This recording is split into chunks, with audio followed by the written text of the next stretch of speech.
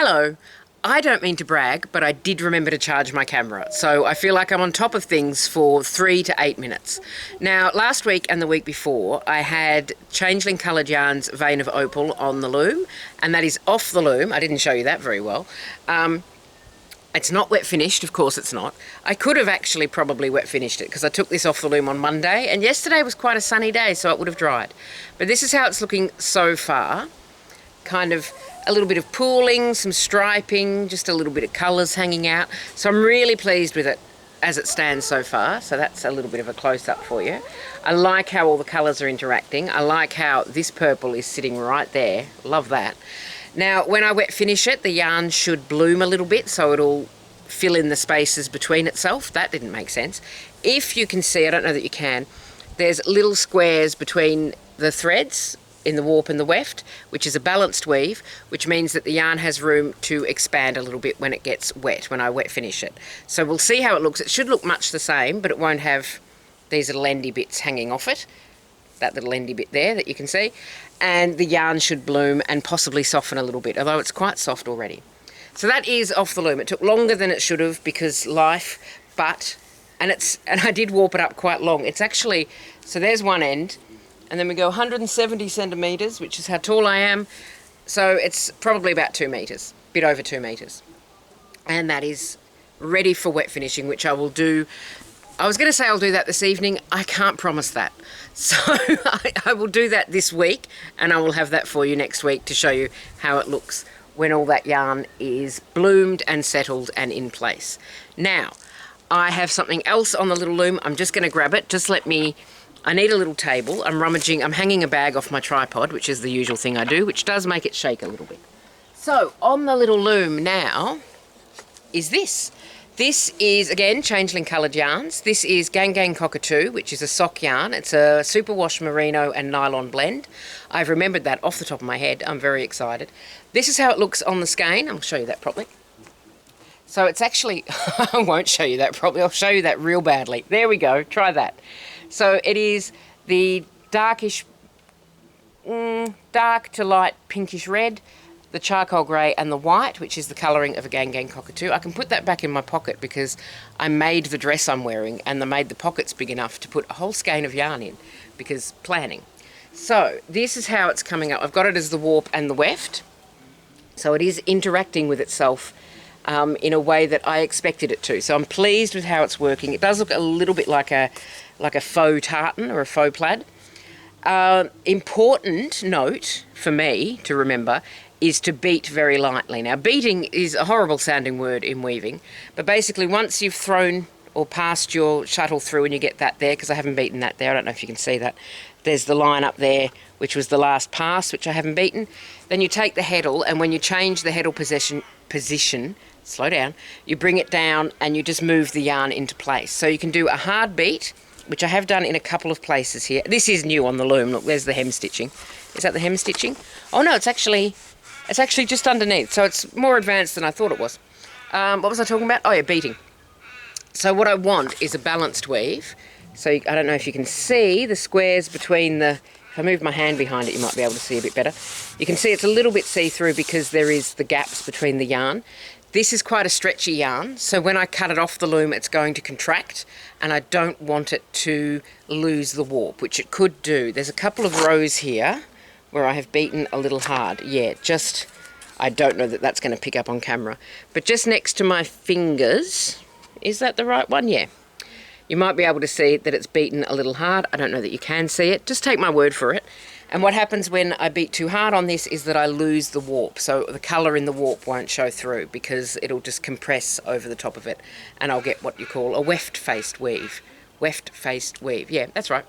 Sometimes words come out of my mouth and then I have to think about them afterwards. So I'm trying to keep a light beat so that I have the gaps so that when this gets cut off the loom and it contracts, I'm not going to lose the warp.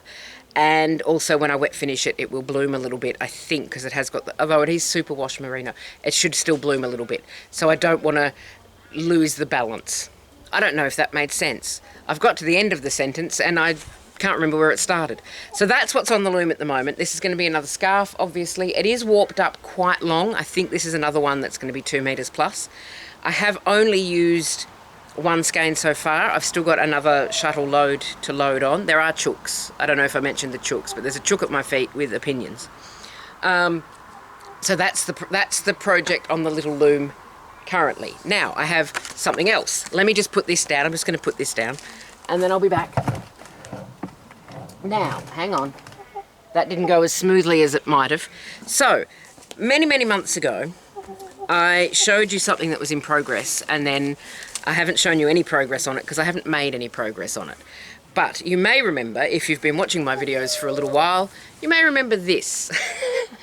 So this is a very long-term cross-stitch project. So I think, I'll show you what I think it looked like last time I showed it to you, because I can't find the actual photograph, because I think it's on my old phone. I think it's been that long, because I've had my new phone for about 6 months now. So I think it's been that long since I've worked on it. But this is what it's looking like now. There's not a huge amount of progress from that photo. I filled in a little bit up here, and I filled in a little of the shading down here. Now the story of this, it's a cross stitch, obviously, and I received this in a Reddit gift exchange in 2015, which is when I started it. So, I've been working on it off and on, mostly off, and I thought it might be nice to get it finished before it's a 10-year-old project. So we'll see how I get on. If I can get this finished by the end of the year, it will have been a 9-year project, not a 10-year project. So that is coming along very slowly. I have, as I said, just put a little bit in up there. I'm deciding if I'm going to work. So what I've got is 2 options. I've got the reasonably easy bit. Sorry, excuse me while and do ignore the fact that I've spilled tea on this. It'll wash out, it's fine. I hope it'll wash out. If not, doesn't matter, because I'm going to stitch over the top of it. So I'm deciding if I'm going to do the fiddly petally bits first or the easy background bit first. And I think I'll probably do the fiddly petally bits, because then they'll be out of the way, and then I can just do the background, which once I get to bits like this, I don't even need the chart. I can just do the colouring in with the thread. That's a technical term. It's not. So that is back on the hoop. I don't have this in a frame. I have it on a hoop because that's how I started it, and that's how we shall finish it. It is, I mean, it's 2/3, maybe even 3/4 of the way done. So it's kind of nearly almost there. I just have to actually do it. So that is back in rotation as a project that I am doing. I don't know that I'll have any progress on it for next week, but we'll see. Now, the final thing that I want to talk about today is I got some interesting post this morning, because when I need a bit of cheering up, what I like to do is go onto the internet, and not social media, because that doesn't cheer anybody up. I like to look for frog craft patterns, sewing patterns, crochet patterns, cross stitch, embroidery. So I have a few frog craft things, because frogs always cheer me up, crafting always cheers me up. And I was poking around for frog sewing patterns to see if there was anything new, and there wasn't something new. There was something old, which is this, which is not showing up well because it's in plastic. There we go. So this is depressingly a vintage pattern because it's from 1985. I can remember 1985. I don't think it should be legally allowed to be called vintage. If I can remember it, it was recent. Anyway, this is a 53 centimetre frog, which I am considering going to the copy shop and having enlarged so that I get a full meter's worth of frog. So this is on the agenda. This is going to happen at some point reasonably soon. I assume I've got the whole pattern. I haven't checked. I got this from a website, vintage patterns online, something like that. I will find it and put it in the description if you're interested in vintage patterns. They have a lot of vintage patterns. That's their whole business. So it shouldn't be too hard to get blown up on the photocopier. Not my photocopier, it's tiny. Oh, quite a lot of instructions.